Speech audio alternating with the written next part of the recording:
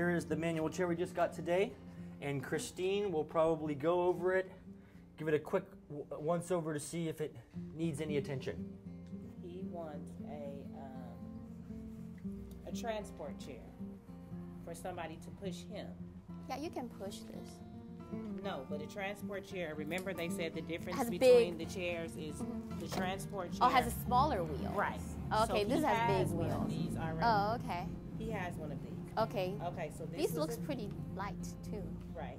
This was a donation Yes. from From somebody that Thomas picked up. I can email you the electronic copy of the acknowledgement letter, which will have her name, phone number, and address. Thank you. Okay. So then what I do is I'll tag this chair with the tag number, and I'll fill out the name and the make and the model of the chair, and then I'll enter it into QuickBooks, and I'll take a picture of it, and then we'll log it onto the AT Exchange for people who can go on and see what inventory we do have actually in the office. And if they see something that they like, they call Amy and let her know. And then I go and fish around for what they're looking for. And this looks pretty decent right now, so it doesn't really need to go through the assessment. But if it's something doesn't look like it's, wheeling properly, or something it's a little, things like it might fall apart or something, then we will actually have the wheelchair Nat'l to do an assessment before we put it on the exchange. But then they will still do all the other tagging process and everything. It's just the exchange part. We only put the ready-to-go items on there. So this one is looks like it's in fairly good condition. So I'm just gonna mark the make and the model of it and the serial number of it and who it was donated by, so I can send out a donation letter to thank them for their donation. And it's a really nice chair. Yes, Thomas? Oh, and I gave them a hard copy of the donation letter when I got okay. it. Yeah. Yeah.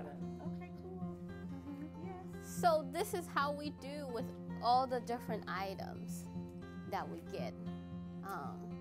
And I don't really come to play until either if it's something that we can't really figure out whether it's a good condition or a bad condition, and that applies to other type of AT. Most of the time you can see easily with walkers and commodes and things like that how functional they are.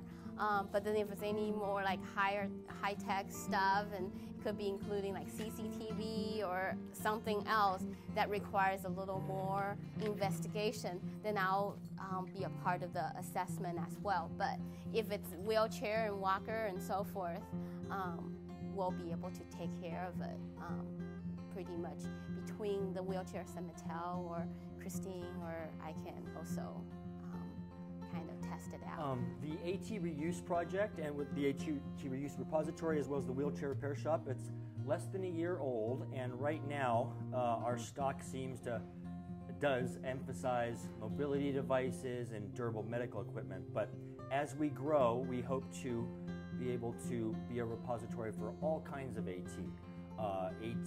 Higher tech AT for folks who might be visually impaired or hearing impaired, and then Amy's expertise will come into play even more than it already does when we run into those other kinds of AT that we hope to get soon. Not that the mobility devices aren't very much needed in the community now, but we also hope to address other needs too.